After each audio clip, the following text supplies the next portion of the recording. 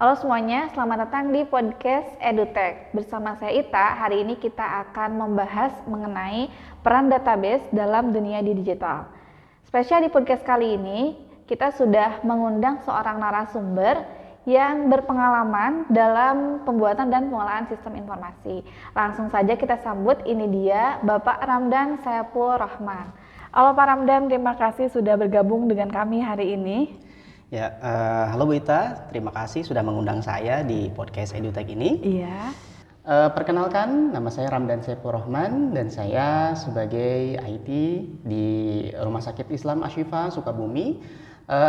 Saya mengelola sedikit banyaknya terkait dengan sistem berbasis website dan sistem-sistem yang lain yang digunakan di Rumah Sakit Islam Ashifa Sukabumi. Oke, sebelum kita mulai nih Pak, gimana nih kabarnya Bapak hari ini? Alhamdulillah baik sekali Bu Ita, sebaiknya bagaimana? Alhamdulillah saya juga baik ya. Semoga teman-teman yang menyaksikan podcast ini juga dalam keadaan sehat dan baik semua ya. Amin ya Allah. Oke, berbicara tentang pekerjaan Bapak nih ya. Sudah berapa lama Bapak bekerja atau terjun ya di bidang ini?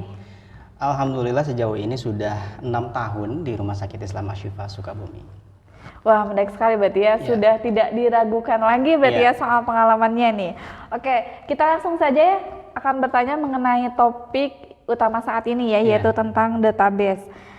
Menurut Bapak nih, seberapa besar peran database dalam sektor di era modern saat ini? Berbagai sektor nih ya Pak. Betul. Untuk peran database, apalagi di zaman saat ini memang sangat amat penting sekali ya. Di sektor manapun, mau itu yang memang di sektor perdagangan ataupun yang di rumah sakit begitu. Iya, saya juga setuju nih ya Pak dengan Bapak. Sekarang kita fokusnya ke sistem yang ada di rumah sakit ya. Di rumah sakit apa tadi Pak? Rumah Sakit Ashifa. Iya, RSI Ashifa berarti ya. Nah, sebagai orang yang bekerja di bidang IT ya di rumah sakit, bisa Bapak ceritakan bagaimana peran database dalam operasional sehari-hari ya di RSI Ashifa ini? Iya. Untuk peran database di Rumah Sakit Islam Ashifa tentu sangat penting sekali, terutama berkaitan dengan pengelolaan data pasien dari mulai awal sampai dengan ke belakang ya, dari hulu sampai hilir, dari mulai frontliner sampai dengan pasien tersebut pulang ya, mau itu rawat jalan ataupun rawat inap, begitu pun dengan IGD begitu Bita. Oh iya, berarti untuk sistem karyawannya pun juga betul, sama. Sistem karyawan juga sama, berarti itu dikelola. Sudah terpusat ya di dalam semua satu sistem, ya, ada database-nya semua betul. ya Pak.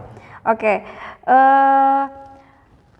saya mau tanya nih Pak, kelebihannya ya menggunakan database di sistem-sistem yang ada di rumah sakit tersebut, kira-kira bisa disebutkan nggak apa aja kelebihannya? Tentu untuk kelebihan sangat banyak sekali ya yang berkaitan dengan database. Salah satunya memang di rumah sakit, di lingkup rumah sakit. Kelebihannya tentu mempermudah proses pencatatan rekam medis pasien dari mulai pasien tersebut datang, kemudian diproses, berobat, diperiksa dokter, sampai dengan proses pasien tersebut pulang. Tentu sangat cepat, tepat dan bahkan akurat ya seperti itu karena semua data sudah terpusat. Ya, jadi proses pencariannya lebih gampang. Betul sekali. Ya. Terus lebih paperless ya Pak. Betul. Ya, tapi gini ya Pak, yang namanya sistem gitu kan, ya tidak ada yang sempurna gitu ya. Kira-kira apa sih kekurangan atau tantangan terbesar dalam penggunaan si database ini jika diterapkan di sistem yang ada di rumah sakit tersebut ya khususnya? Tentu untuk kekurangan memang pasti ada saja ya berkaitan dengan sistem itu sendiri. Kekurangannya memang karena data yang masuk ke database itu berlangsung sangat banyak dan sering ya, tidak hanya perhitungan per jam tetapi per sekian detik pun akan ada data masuk, maka tantangan terbesarnya adalah semakin banyak data yang masuk akan semakin berat juga database-nya. Maka resiko terbesar rumah sakit adalah tentu harus senantiasa mengupgrade database tersebut ya menjadi lebih baik. Tentu yang akan menjadi resikonya adalah biayanya, tentu akan lebih membengkak sekali Bita. Lebih besar lagi ya berarti kapasitas yang dipakainya. Kemudian juga selain biaya tentu ada proses resiko-resiko lain yang harus ditangani oleh rumah sakit ya seperti itu. Seperti itu.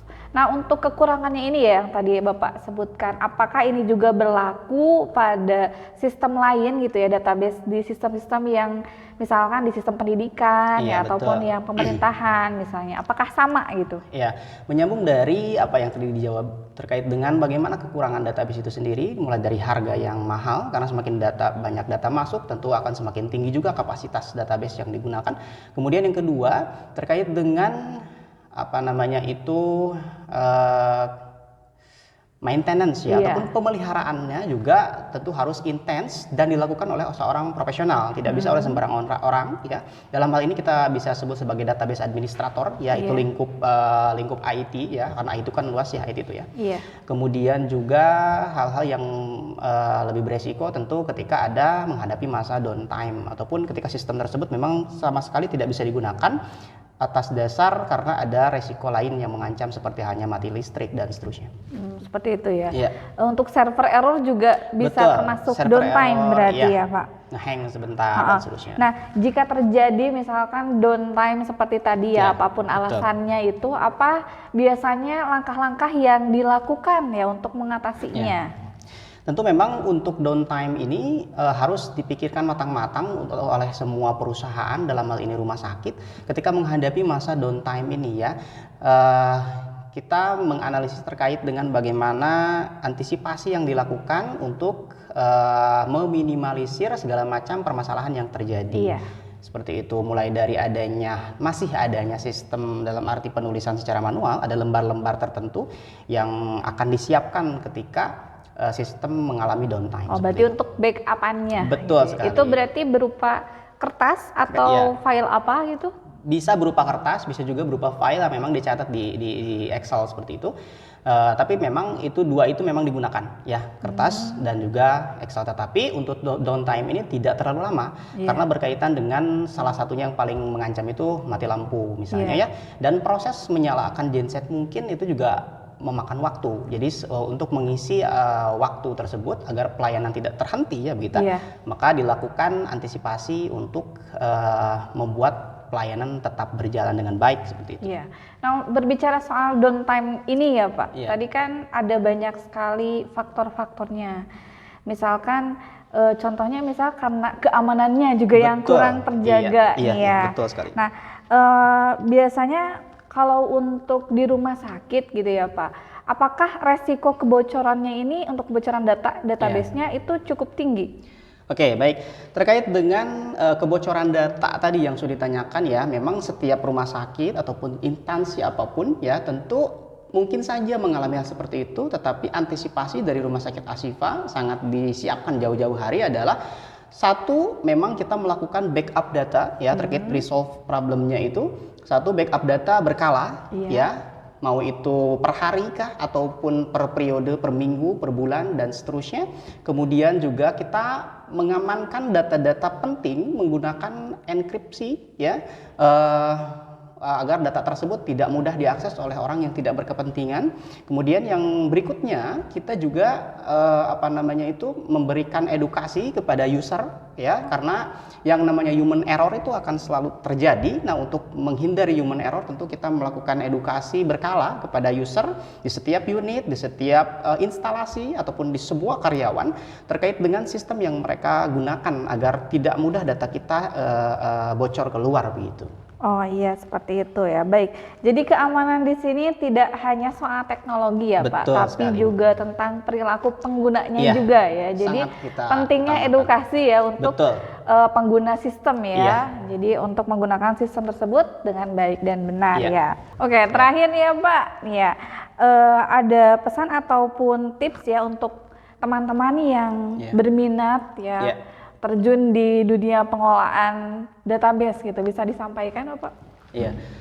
Untuk pesan-pesan untuk rekan-rekan semua, rekan mahasiswa yang sedang belajar ya untuk mengelola database ataupun sistem berbasis website, terus pelajari teknologi-teknologi yang baru terkait dengan database dan juga website itu sendiri, karena yang namanya teknologi itu akan berubah setiap waktu, setiap saat ya, lebih cepat ya, dan kita harus selalu up to date, dan juga kita harus membuat sistem by kasus ya, by case. Misalnya di sebuah kasus tertentu kita pecahkan menjadi sebuah dipecahkan dalam bentuk database dan juga sistem dan seterusnya, seperti itu. Oke, terima kasih Bapak ya untuk wawasan yang sangat berharga ya. Semoga informasi ini bisa bermanfaat bagi semua pendengar ya ataupun penonton yang menyaksikan episode podcast kali ini ya. Oke, itulah akhir dari pembahasan podcast kali ini, yaitu mengenai penggunaan database. Dilihat dari kelebihan dan kekurangannya, khususnya di penggunaan database pada rumah sakit ya. Terima kasih telah mendengarkan podcast kali ini. Jangan lupa untuk follow kami dan ikuti podcast-podcast kami selanjutnya dengan materi yang berbeda. Terima kasih.